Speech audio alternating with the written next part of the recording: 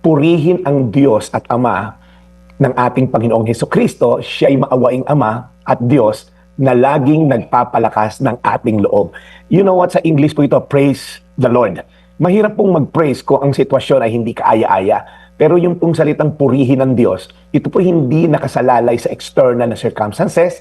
Maaring nakikibaka ka sa cancer, maaring dinaluho ka ng matinding bagyo. Pero ang pagpinuri natin ng Panginoon, pinalalaki natin ang ating pananaw sa Diyos at nakikita natin na ang mga problemang ito'y panandalian at temporal lamang. So, it's a matter of perspective.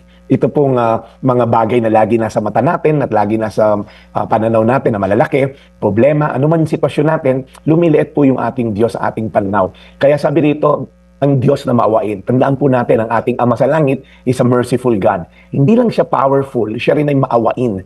Mercy means God feel our pain, and then siya po, it moves him to action. Hindi po siya yung Diyos na nasa taas, ay kawawa naman kayo dyan sa lupa, binagyo. Hindi po. Sa bawat luha mo, hindi siya manhid, hindi siya tahimik. Nandyan siya para i-comfort tayo. Pangalawa po, siya po yung Diyos na nagpapalakas sa atin. Ang lakas po na to ay hindi absence of storm, kundi He strengthens us in the midst of a storm.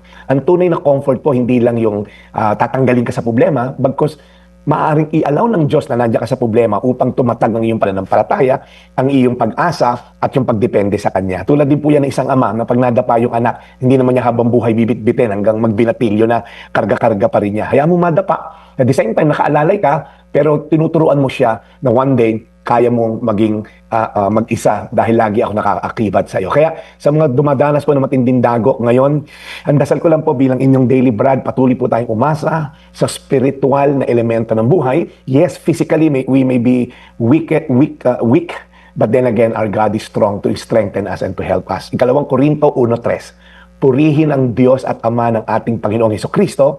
Siya'y maawaing Ama at Diyos na laging nagpapalakas ng ating loob. Tayo manalangin, Panginoon.